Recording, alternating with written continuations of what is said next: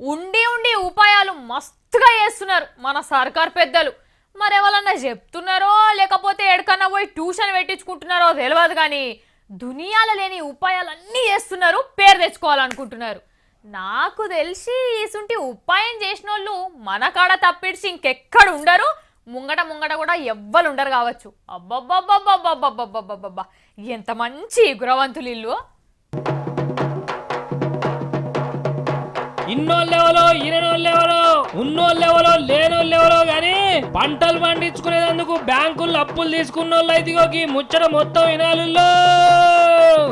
ఇక ఏ బ్యాంకోడు మీ ఇంటికి రావద్దన్నా, మిత్తి తిప్పలు మీకు తప్పాలన్నా, అప్పు బాధలు మీకు పోవాలన్నా మీరు పోయి పైసలు కట్టుడు కాదు, పాత బ్యాంకుకే పోయి ఇంకింత అప్పు తెచ్చుకోవాలి.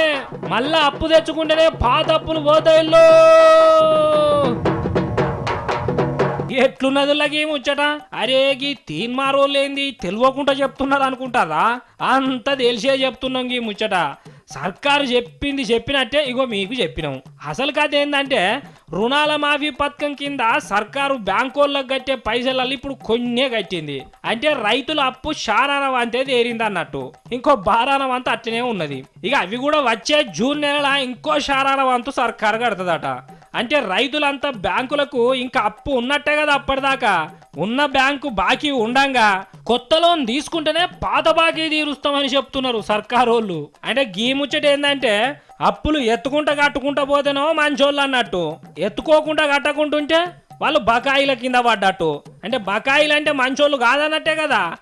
అందుకే కొత్త అప్పు తీసుకోకపోతే రుణమాఫీ ఇయ్యమంటున్నారు. ఇక అసొంటోళ్లకు పాత మిత్తికి మిత్తేసి అటంక అప్పులు వసూలు చేస్తాం, అటంక మీ ఇష్టం అంటున్నారు సర్కారోళ్ళు.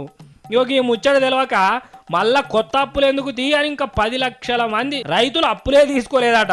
అందుకే మీకు బ్యాంక్ అప్పు సర్కారోళ్ళు తీర్పాలంటే మీరు కొత్త అప్పులు చేయాలని చెప్తున్నారు. ఏందో ఇది ఏం కదో గాని దునియాలో అప్పు తీరాలంటే మళ్ళీ అప్పు చేసును ముచ్చట ఎన్నడూ చూడలేదు అంటున్నారు రైతులందరూ.